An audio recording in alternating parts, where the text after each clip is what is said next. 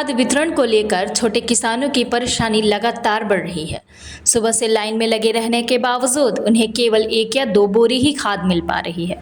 इसी गंभीर समस्या को देखते हुए समाज सेवी पुष्पराज मिश्रा सामने आए और उन्होंने कृषि उप संचालक को ज्ञापन सौंपा।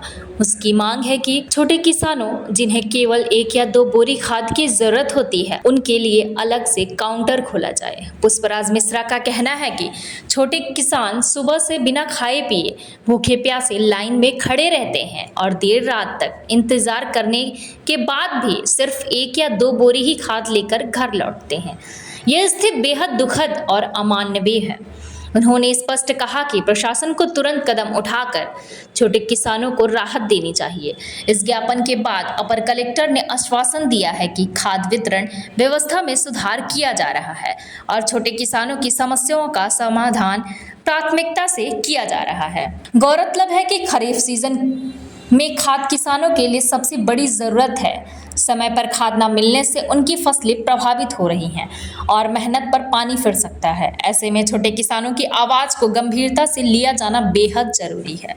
अब देखना यह होगा कि प्रशासन कितनी जल्दी ठोस कदम उठाता है और छोटे किसानों को राहत दिलाने के लिए क्या नई व्यवस्था लागू करता है। ये अभी यूरिया का संकट है, समस्याएं थोड़ा सा किसानों की है और वास्तविकताएं संकट है। और अभी मैं उप संचालक महोदय कृषि कल्याण विभाग को अभी हमने ज्ञापन दिया है। उन्होंने मेरे को बताया है कि अगले साल पूरी सप्लाई थी वो 13,000 मीट्रिक टन थी। इस वर्ष जो है तो 17,000 मीट्रिक टन उपलब्धता हो गई है, फिर भी अभी पूर्ति नहीं हो रही है। यूरिया पर्याप्त है, मिल रही है, मिलने में थोड़ा सा कठिनाई हो रही है।